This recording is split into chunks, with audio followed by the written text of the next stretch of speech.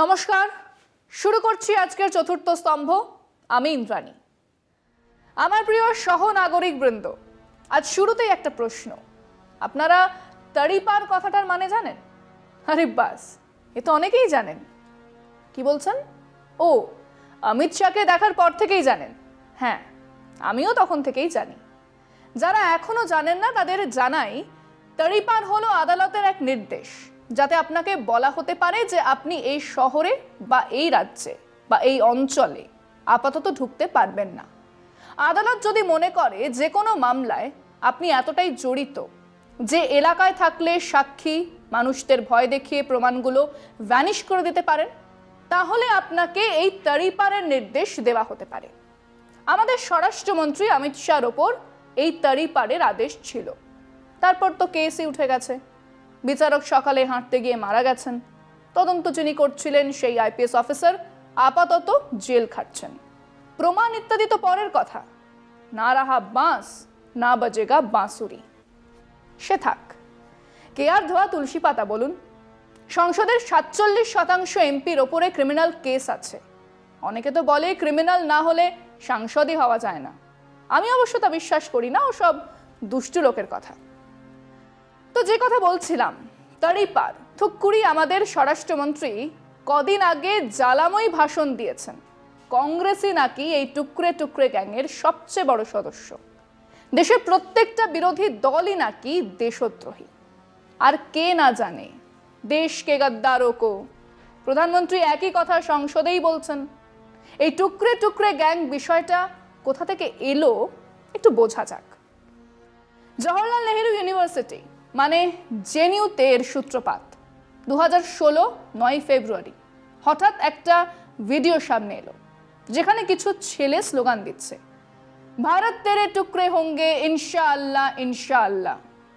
সাংঘাতিক ব্যাপার, ইউনিভার্সিটিতে এরকম স্লোগান। এবং সেই জমায়েতে নাকি তৎকালীন জেএনইউর সাধারণ সম্পাদক কানাইয়া কুমার, ওমর খালিদ, অনির্বাণ ভট্টাচার্য ইত্যাদি ছাত্রনেতারা ছিলেন। তাদেরকে আদালতে নিয়ে যাওয়া হলো। সেই মামলায় প্রত্যেকেই জামিন পেয়েছেন। জি নিউজের এক সিনিয়র প্রডিউসার পদত্যাগ করেছিলেন এই বলে যে এই ভিডিওটিতে পরবর্তী সময়ে স্লোগানগুলো জোড়া হয়েছে। ফরেনসিক রিপোর্ট এখনো আসেনি, আসবেও না কোনোদিন। স্বরাষ্ট্র দফতর কি দারুণ তৎপর ভাবুন একবার। সেই থেকে জওহরলাল নেহেরু ইউনিভার্সিটির বাম ছাত্র, পরে সারা দেশের বামপন্থীদের, আপাতত সমস্ত বিরোধীদের ওই টুকরে টুকরে গ্যাং বলে ডাকছেন প্রধানমন্ত্রী, দেশের স্বরাষ্ট্রমন্ত্রী। কি আশ্চর্য! তারা ছাড়া সবাই দেশদ্রোহী, সবাই গদ্দার। আর দেশকে গদ্দারো কো গোলি মারো সালো কো, এ কথা তো বলেই রাখা আছে। সময় একটা বিরতির, সঙ্গে থাকুন। বিরতির আগের প্রসঙ্গ, ওই টুকরো টুকরো গ্যাং নিয়ে তিনটে কথা বলা যায়। এক, তাড়াতাড়ি এর বিচারটা সেরে ফেলে শাস্তি দিচ্ছেন না কেন? বিচার করুন, শাস্তি দিন, লাটা চুকে যায়। কেন করছেন না? অমিত শাহ বা নরেন্দ্র মোদী জানিয়ে প্রশ্নের উত্তর দেবেন না। দুই, আচ্ছা, যখন নাগা বিপ্লবীদের সঙ্গে কথা বলেন, যারা অস্ত্র শস্ত্র নিয়ে ভারত ভাগের কথা বলে, কই তখন তো এই বিষ ঝরাতে দেখি না। সময় অসময় জলঢোড়া সাপের মতো নির্বিষ হবার পেছনে কারণ কি? অস্ত্র হাতে বিচ্ছিন্নতাবাদীদের সঙ্গে কথা বলা যায়, আর এই ছাত্রদের সঙ্গে কথা বলা যায় না। সেখানে গিয়ে মাথায় পালক গুঁজে মোদিজি ঢোলক বাজাবেন, তখন মনে থাকে না? তিন, প্রবল জাতীয়তাবাদী, প্রবল দেশপ্রেমী বিজেপি আর তার মাথার ছাতা আরএসএস এর দেশপ্রেম, দেশকে টুকরো করার ইতিহাসটা একটু ঝালিয়ে নেওয়া যাক। নরেন্দ্র ভাই দামোদর দাস মোদী এবং অমিত শাহর কাছে আমার প্রশ্ন, বিজেপি আরএসএস এর দেশ স্বাধীন করার ইতিহাসে একজনও আছে যিনি ইংরেজদের বিরুদ্ধে লড়েছেন, প্রাণ দিয়েছেন? একজন নাম বলুন। বিনায়ক দামোদর সাভারকর, যাকে আন্দামানে পাঠানো হয়েছিল, জাভা ইস্তক, সেখান থেকে তিনি অন্তত 5টা ক্ষমা প্রার্থনা করে চিঠি পাঠিয়েছিলেন। এই আপনাদের সাকুল্যে দেশপ্রেমের ইতিহাস। 1925 সালে যে আরএসএস তৈরি হয়, তার গুরু গোলওয়ালকর, আপনাদের দর্শন গুরু সাভারকর পরিষ্কার জানিয়েছিলেন 42-এর ভারত ছাড়ো আন্দোলনের সমর্থন তো দূরের কথা, বিরোধিতা করতে হবে। দ্ব্যর্থহীন ভাষায় জানিয়েছিলেন যে ইংরেজ নয়, লড়াই মুসলমানদের বিরুদ্ধে। তার উত্তরাধিকারী মোদি শাহ আমাদের দেশপ্রেম শেখাবে। আমরা নেতাজি, ভগৎ সিং, ক্ষুদিরাম, সূর্য সেন, বাঘা যতীন, চন্দ্রশেখর আজাদ, আশফাকুল্লাহর উত্তরাধিকার বহন করি। আমাদের দেশপ্রেম শেখাবে তারা যারা গান্ধী বুড়ি মাতঙ্গিনী হাজরা যখন রক্তাক্ত কিন্তু হাতে তেরঙ্গা ধরে মাটিতে পড়ে চিৎকার করছে ইংরেজ ভারত ছাড়ো, যারা তার বিরোধিতা করেছিল। আপনাদের মুখে দেশপ্রেম আর কসাইয়ের হাতে মুরগি কাটা একই রকম শোনায় দেখায়। 1923 সাল, সাভারকর লিখছেন হিন্দুত্বয়া, হু ইজ আ হিন্দু। প্রথম উঠছে দ্বিজাতি তত্ত্বের কথা, টু নেশন থিওরি। পরিষ্কার বলেছিলেন হিন্দু আর মুসলমান দুটো আলাদা জাতি, তারা একসঙ্গে থাকতে পারে না। আপনারা সেই তত্ত্বে বিশ্বাস করেন। এই যে আপনাদের ব্লু হোয়াইট বয় যোগী আদিত্যনাথ যোগী বলছেন, একবার নয় বারবার বলেছেন হিন্দু আর মুসলিম আলাদা জাতি, দুই জাতি কখনো একসঙ্গে থাকতে পারে না। এই কথা বলার জন্য যার আজীবন কারাবাস হওয়া উচিত সে এখন উত্তরপ্রদেশের মুখ্যমন্ত্রী। এবং এ কথা আর কে বলেছেন? মোহাম্মদ আলী জিন্নাহ, যার জেদের জন্য দেশ ভাগ হলো। মতাদর্শের দিক থেকে আপনাদের ভাই বেরাদর, সেই আপনারা টুকরে টুকরে গ্যাং নিয়ে কথা বলেন, সমস্ত বিরোধী অসাম্প্রদায়িক মানুষকে দেশদ্রোহী বলেন। লজ্জা করে না? শিরায় ধমনীতে বিশ্বাসঘাতকতা, দেশদ্রোহিতা নিয়ে দেশপ্রেমের নাটক বন্ধ করুন। 1925-এ আপনাদের আরএসএস তৈরি হয়েছে। আগে একজনকে দেখান যে আপনাদের ঝান্ডা নিয়ে দেশের জন্য রক্ত দিয়েছে, জেল খেটেছে। পারবেন না, কারণ একজনও নেই। না, একজনও নেই। আপনারা দেশদ্রোহের উত্তরাধিকারী, দেশ বিভাজনের ষড়যন্ত্রকারী। এবং নরেন্দ্র ভাই দামোদর দাস মোদি বেশ কবছর আগে গিয়েছিলেন লখনৌতে অটল বিহারী বাজপেয়ীর মূর্তি উন্মোচন করতে। উনি মূর্তি খুব ভালোবাসেন। উনি জানেন না হীরক রাজার দেশেও মূর্তি ছিল। সে দৃশ্য যদি দেখতেন। সে কথা থাক। উনি বললেন নাগরিকের কিছু কর্তব্যও আছে, দায়িত্বও আছে, সবটাই সরকার করে দেবে না। কি ভালো কথা। যোগীজি হাততালিও দিলেন। কর্তব্য আর দায়িত্ব দুটোই সমান গুরুত্বপূর্ণ। ফিরছি আলোচনা একটা বিরতির পর, সঙ্গে থাকুন। আচ্ছা মোদিজি, আপনি যা বলেন সেটা নিজের জন্য বলেন তো? আসুন দেখি আপনার দায়িত্ব আর কর্তব্য কিরকম হাত ধরাধরি করে চলেছে, দেখে নেওয়া যাক। 1, আপনি গুজরাটের মুখ্যমন্ত্রী থাকাকালীন দাঙ্গা হয়েছিল। জানি সে দাঙ্গায় যে আপনি জড়িত নন, সে ক্লিনচিট নানাবতী কমিশন আপনাকে দিয়েছে।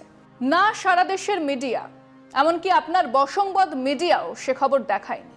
আমরা কি কেউ অমিত শাহ বা আপনার ট্র্যাক রেকর্ড দেখার পরে আশাও করেছিলাম যে নানাবতী কমিশন অন্য কিছু বলবে? কার ঘাড়ে কটা মাথা যে বলবে রাজা তুই উলঙ্গ, রাজা তোর কাপড় কোথায়? সে কথা থাক, আপনি দায়ী নন। তাহলে অন্য কারোর তো সে দায় আছে। যেই দায় হোক না কেন, সেই দাঙ্গায় মানুষ তো মারা গিয়েছিলই। 1 লাখের বেশি ঘর জ্বলেছে, ভেঙেছে, 15,000 দোকান ব্যবসা নষ্ট হয়েছে, 3,000 ঠেলা গাড়ি, 5,000 গাড়ি, 273টা দরগা, 241টা মসজিদ নষ্ট হয়েছে, ভেঙেছে, পুড়েছে। একজনও সাজা পেয়েছে? অত বড় দাঙ্গায় দাঙ্গা করার জন্য, আগুন লাগাবার জন্য, ষড়যন্ত্র করার জন্য একজনও? আপনার দায়িত্ব কি ছিল আর কি কর্তব্য ছিল প্রধান সেবক? যোগীজি বলেছেন যারা সরকারি সম্পত্তি লুট করেছে তাদের বদলা নেবেন। শুরু হয়ে গেছে, তাদের সম্পত্তি ক্রোক করার নোটিশ দেওয়া হয়েছে। আপনি কি করেছেন? অত বড় দাঙ্গায় তো আরো বেশি ক্ষতি হয়েছিল, তাই না? আপনার দায়িত্বটাই বা তাহলে কি আর কর্তব্যটাই বা কি? 2, ডিমনিটাইজেশন। মনে আছে? মিত্র, ব্যাস, দেশ শুদ্ধ মানুষ লাইনে দাঁড়িয়ে পড়লেন। আমরা তারপর থেকে মোদিজি সন্ধ্যাবেলায় টিভিতে কিছু বলবেন জানলে অম্বলের ওষুধ খেয়ে নিজেদের তৈরি রাখি। হলো ডিমনিটাইজেশন, আমরা লাইনে দাঁড়ালাম। তারপর বললেন 50 দিন সময় চাই, কালো টাকা ধরা পড়বে ইত্যাদি। আর যদি না হয় তাহলে তাকে যেন প্রকাশ্যে পুড়িয়ে মারা হয়। শুনলাম সেই বাওয়াল। তারপর দায়িত্ব, কর্তব্য, গড়ের মাঠে গেছে ঘাস খেতে। সেই যে মৌনী বাবা সেজেছেন আর এ নিয়ে কোনো কথা বলেন না। কত কালো টাকা এলো আমাদের জানান? মানুষ এবং অর্থনীতিকে রাস্তায় বসিয়ে আপনার এই নোটবন্দি থেকে কি পাওয়া গেল জানান? এই ব্যাপারে আপনার দায়িত্ব আর কর্তব্য ঠিক কি বলছে, নাকি কিছুই বলছে না? 370 ধারা তুলে নেওয়া। ঠিক তার আগে যখন মিলিটারি আধা সামরিক বাহিনীকে কাশ্মীর নিয়ে যাওয়া হচ্ছে, আপনি বলেছিলেন এসব নির্বাচনের জন্য। কেন মিথ্যে বললেন? কেন? কবে হবে সেই নির্বাচন? আপনার দায়িত্ব বা কর্তব্য ঠিক কি বলছে এ বিষয়? মানে আদৌ আছে কি আপনার দায়িত্ব বা কর্তব্য? 4, মহারাষ্ট্রে তড়িঘড়ি রাষ্ট্রপতি শাসন লাগু হলো। আপনি চাইলেন বলেই হলো। তারপর ভোর রাতে সেই শাসন তুলে সংখ্যালঘু মন্ত্রিসভা, তারপর মুখে চুনকালি মেখে পদত্যাগ করা, তারপর শিবসেনাকে ভাঙা, তারপর আগের দিনে যাকে চোর বললেন তাকেই দলে নিয়ে সরকার তৈরি করা। আপনার কর্তব্য এবং দায়িত্ব কি বলে? আদেও কি কিছু বলে? 5, CA, NRC, NPR detention centre নিয়ে ক্রমাগত মিথ্যে বলে চলেছেন। মিথ্যে, ডাহা মিথ্যে, আধা মিথ্যে, একের পর এক। বললেন এনআরসি বলে কিছুই আলোচনাই হয়নি। রাষ্ট্রপতির ভাষণ, স্বরাষ্ট্রমন্ত্রীর ভাষণ, স্বরাষ্ট্র দপ্তরের কাগজ উল্টো কথা বলছে। এখন বলছেন সিএ লাগু করবেন। তো সেই লাগু করার জন্য রুল বুক লাগে, সেটা না জানার মতো ন্যাকাও তো আপনি নন। এই ঢালাও মিথ্যে নিয়ে আপনার মহান কর্তব্য বা সুমহান দায়িত্ব কি ছিল প্রধান সেবক মশাই? আচ্ছা, 6 নম্বর জিএসটি। জানিয়ে প্রধান সেবক হওয়ার আগে আপনি কি বলেছিলেন? বলেছিলেন জিএসটি চালু হলে দেশের অর্থনীতি গাড্ডায় পড়বে। পরে মানে চুমু খেয়ে সংসদে ঢোকার পরে কি বললেন? মধ্যরাতে নেহেরু হবার চেষ্টা করলেন। পায়ের জুতোর সাইজ জানেন? সেই জুতোতে পা গলানোর মুরদ নেই, নেহেরুর প্রতিদ্বন্দ্বী হবেন। শঙ্খধ্বনি দিয়ে জিএসটি চালু হবার পর এখনো পর্যন্ত 378টা পরিবর্তন করা হয়েছে। ফিনান্স কমিশনের চেয়ারম্যান এম.কে. সিংহ বলেছেন, যা অবস্থা তাতে এই আইনকে আবার নতুন করে আনা উচিত। আপনার দায়িত্ব কর্তব্য কি কোথাও জলে ভাসিয়ে দিয়েছেন? যমুনার জলে ভাসছে আপনার দায়িত্ব কর্তব্য? আর 7, আর্থিক অবস্থা কোথায় আছে তা কি আপনি জানেন? জানলেও বোঝেন কি? মূল্যবৃদ্ধি আকাশ ছুঁয়েছে, টাকার দাম দ্রুত পড়ছে, শিল্প ধুঁকছে, চাকরি নেই, আর্থিক বৈষম্য এক নতুন রেকর্ড তৈরি করছে। এসব জানেন প্রধান সেবক? এবং জানার পর আপনার দায়িত্ব কর্তব্য কি ঝালমুড়ি খেতে গেছে? অবশ্য আপনি ভাষণ ছাড়া আর পারেনই বাকি।